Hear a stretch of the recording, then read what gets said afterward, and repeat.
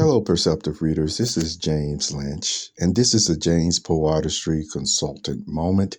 And I want to talk about trust and honesty. And what I'm going to say next, I am going to state respectfully. You see, I am really the type of person that I would just get out of a person's way. But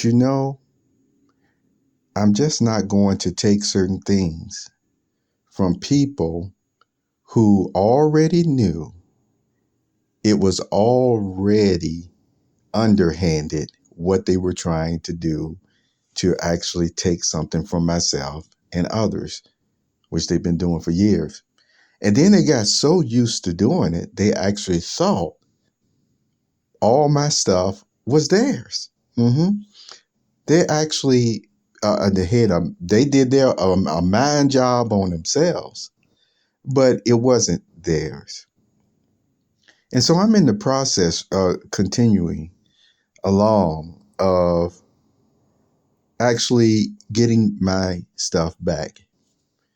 And one of the reasons why, I emphasize getting my stuff back, because when you're getting your own stuff back or keeping it from being taken, I want to emphasize it is not retaliation. It isn't revenge, because in some of these cases, if it was really revenge, some of these persons you would straight up take to court. I mentioned literally, and you don't hear me use this word too often, but the word stupid, that there's literally going to be some people, and I know what I'm talking about, that they're going to feel, quote, downright stupid, unquote, when they realize just how this system and the BS of it have turned them into non-creative, common criminals and biters. And, who wants to live like that? Well, some people do.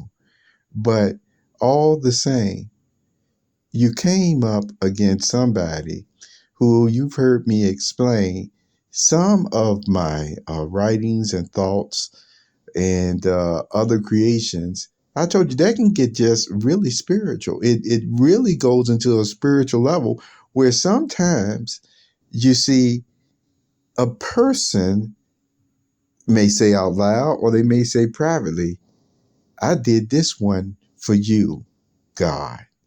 Or if you know God's name, they might even say God's name. I did this one for you.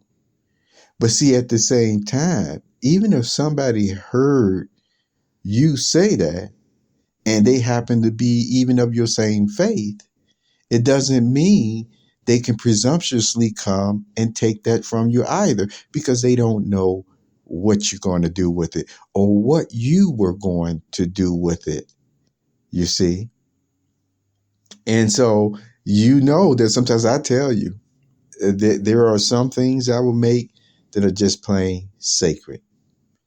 And the whole point is, at the very least, I told you, if somebody wants something of yours, what have you, and it's burning in their heart so much that they want it, then you know what? They can no longer get away with trying to say that you're not worth their time. You're not worth a letter. You're not worth any type of communication at all. Because once you do that, you're saying, no, I'm going to treat that person like I'm a common criminal and I'm just going to take it. Oh, you can use all these other illustrations and try to say that in this role or that role, this is what. No, you're not. Because see, remember, there's a such thing as abuse of power as well. So I'm just letting you know. So the other thing I want to tell you in closing is that I do understand. I want you to know, I understand that especially when you're young, and I'm talking even in your 20s, and it doesn't matter. It can be going up because people know different things. And that's why, like I said, you don't hear me talk about words like to call people stupid in itself.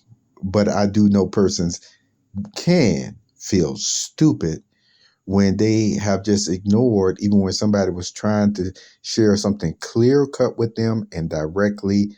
And, I say, you are verbally, or as you heard me say, letters. I just, period. And I always say letters don't even have to be elaborate. They don't. Sometimes one sentence will do. But with that being said, this is what I understand. See, sometimes bullies can get other persons to beat up on a person so much that even when they have a change of heart, there is such a shame or a fear that no one can forgive them for this or that. And so you see, they just may never want to even address it. And see, I understand that. I understand how the crowd can actually move people to do things that they wouldn't even normally do.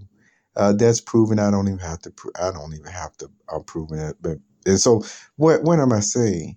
Well, it goes along with what I stated the other day. See, James Paul Productions, that is my business. And all these other means that these persons have been trying to use, it still has been to be what? Just to try to take my name and take my business. And I'm here to tell you today, and I know this for a fact from my personal prayers. Oh, sometimes people like to misrepresent certain scriptures. And one of them is, unless God builds the house, then it's no avail that the builder had built it. I've seen people misapply the scripture so much. Why? Because you can look around the world today and there are many persons who got houses, who don't know nothing about God, don't serve God. You see, they go through life, they do what they want, they live and they die, and that whole time they had a house, and then you know what? It may be passed on to their family, it may be so. So no, Now why did I use that exact illustration? Because this is the way they misrepresent the scripture.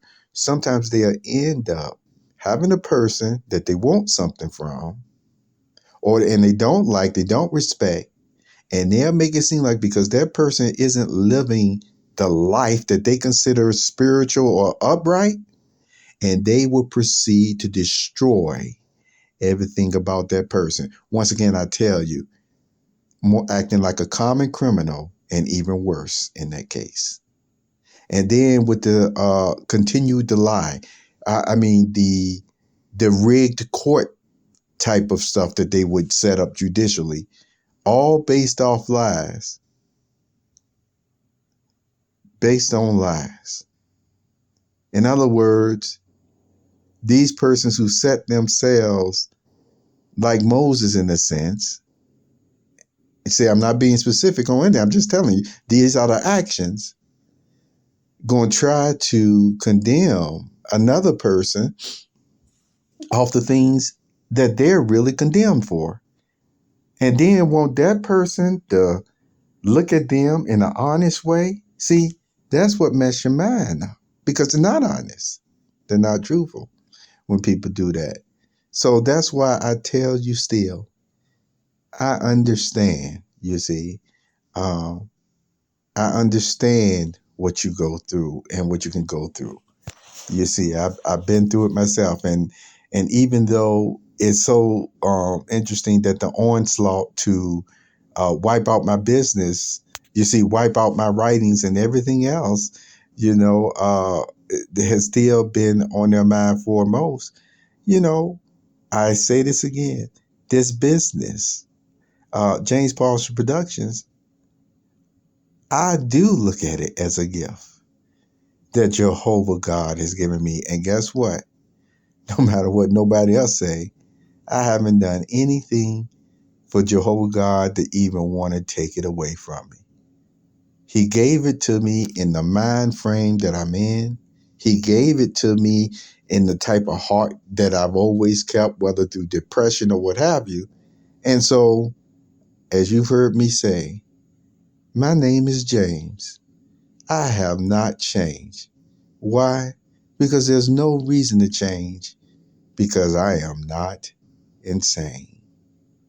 Now, with that being said, if I choose to still work with this person or that person or do something nice for this person or that person, I told you it's best not to be presumptuous on anything with me in that case, because it doesn't mean that just because I did this one nice thing that I want to go back through establishing a long type of relationship with this person or that person or what have you.